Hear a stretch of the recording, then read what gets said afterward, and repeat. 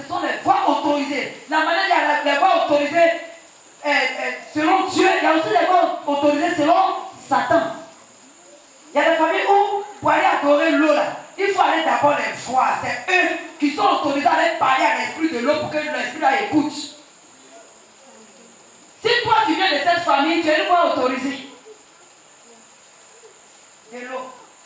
Tu es sacrificateur. Donc toi, ta dépense est spéciale.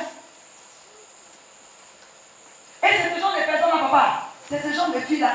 Quand elle voit un homme, si elle veut sortir toi, si elle dit tout ce qu'elle va sortir. L'esprit à l'écouter, elle est une voix autorisée. Elle peut même faire tomber le président de la République, tout ce que tu veux. Elle peut ne pas se rendre compte. Hein. Aujourd'hui, ce n'est pas le thème. Ce n'est pas la délivrance, c'est juste une parenthèse. Pour te donner la force pour prier tout à l'heure. Donc, quand toi, tu es un sacrificateur dans le monde spirituel, tu es une sentinelle, toi-même, tu peux être une forteresse. Hier, on a appelé des prisons, mais toi-même, en tant qu'individu, tu peux être une forteresse. Peut-être dans ton cas, ce n'est pas les bébés des démons d'aller voir en chasse là, non. C'est quelque chose de résistant. Voilà pourquoi depuis on prophétise sur toi, on prie pour toi, tu ne vois pas le bout du tunnel, tu es au découragement. Faut pas te décourager. Les classes sont fous, c'est ton découragement qui lui plaît pas. Plus de découragement, il devient fort. Faut te battre jusqu'au bout. Donc la forteresse là, ce n'est pas un jeu d'enfant. C'est quelque chose de réel. Donc aujourd'hui, tu vas prier pour toi-même. Tu vas rentrer dans ta grâce, dans ta destinée. Il n'y a pas de honte à ça. La délivrance, il n'y a pas honte dedans. Et les forteresses là, les prières sont particulières. Et puis dans ça, quand tu vas aller dormir, le Seigneur peut te révéler des choses cachées. Comment est-ce que tu dois faire pour t'en sortir? Comment tu dois procéder? Tout ça, c'est Dieu qui va te révéler. C'est Dieu qui a révélé à Josué comment faire pour détruire les murs de Jéricho. Une stratégie de prière spéciale. Et c'était tellement difficile que quand Jéricho est tombé, Josué a prononcé des paroles de malédiction sur Jéricho. Alléluia. Comme papa l'a dit tout à l'heure, le soleil s'est arrêté sur Gabaon. C'est parce que c'était un combat très difficile. Comme papa l'a dit, c'était un combat des astres. Donc en tant que voix autorisée, lui aussi s'est adressé aux astres pour dire, hey, vous aussi, vous arrêtez là. Tant que je n'ai pas eu la victoire, vous bougez. On n'est pas en train de parler du salut.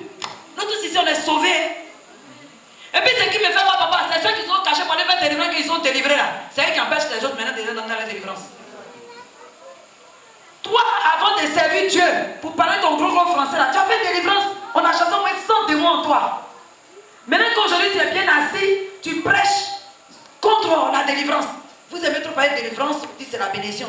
Mais il est passé que les Bible a été béni. Toi tu le vois ses vestes, tu l'envies. Il ne dit pas tout.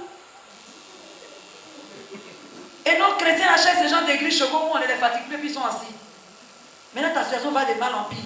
Chacun connaît où les quitter. Chacun connaît sa famille. C'est le python. Et à d'autres c'est le dragon. Vous voyez qu'on n'a pas les mêmes combats. Chez vous là-bas c'est le dragon. C'est ça. Donc c'est une forteresse. C'est ce qu'on a vu hier. Si tu allais dormir que Dieu t'a révélé, l'esprit des autres, une forteresse pour toi. Ça combat ton mariage. Ça combat ta vie. Ça combat ta grâce. Ça peut aller faire une forteresse. Quand ils sont entourés, la voix autorisée parle et puis le démon sort. J'ai une de mes filles, elle dit chez elle, c'est le python. Quand la voix autorisée s'en va, ça reste sur l'eau. Quand il parle, le python sort de là-bas. Elle dit le python vient faire un coussinet comme ça, puis il s'assoit sur le puits. Les esprits sont réels. En Afrique ici, c'est pas un jeu. Il y a un homme de Dieu qui s'est marié. Et puis, arrivé au moment de tomber malade, comme vous asseoir, c'est 2 minutes. C'est intéressant, mais il faut qu'on en parle. C'est pas mon thème.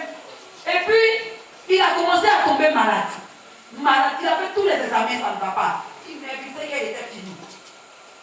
Il a fait appel à d'autres serviteurs de Dieu pour l'aider dans la prière.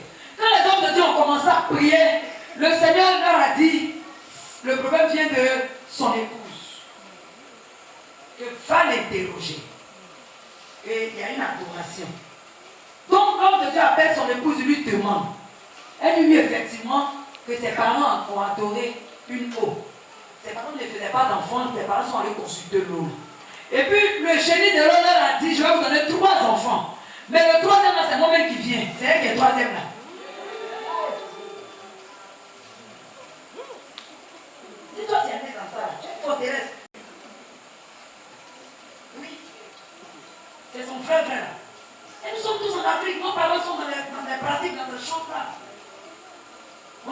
ville, on ne connaît pas le village, mais ça nous trompe. L'esprit te connaît, il te suit partout. Même en Europe, partout dans les maisons, là-bas, ils traînent. Ils ne se retrouvent pas. Ce qui fait pitié, même ceux qui sont là-bas sur le toit d'Afrique, c'est pareil. L'esprit te connaît. C'est un lien descend. Les petits Africains qui sont là-bas, ils choquent. À part son chocolat, là, il ne peut rien devenir. C'est une réalité, c'est une vérité. Et c'était elle, l'esprit. Donc l'esprit a commencé à tirer la vie de l'homme de Dieu. La délivrance est réelle.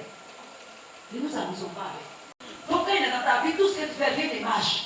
Souvent, quand quelqu'un veut t'approcher, il attaque la personne, il crache le feu. Il détruit tout. Ta vie, ça va?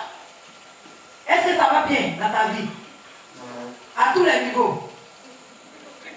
Faut parler. Est-ce que ça va? Ça ne va pas. Ok. Comme Dieu t'a réponse, il faut bénir le nom du Seigneur parce qu'au moins Dieu t'a révélé. Parce que depuis tu pleures, ton âme pleure. Dieu te dit voilà le problème qu'il y a. Donc pleure n'est pas au découragement. Au contraire. Comment il a connu la délivrance? Il a dit à Satan, tu as fait la bonne porte. Bah, toi et moi ensemble, on était bandits avant qu'il était dans le monde. Donc toi et moi ensemble. J'ai pu m'en sortir. On est 6 filles. On est 2 seulement qui sont mariés. Les autres n'ont que date de mariage. Alléluia.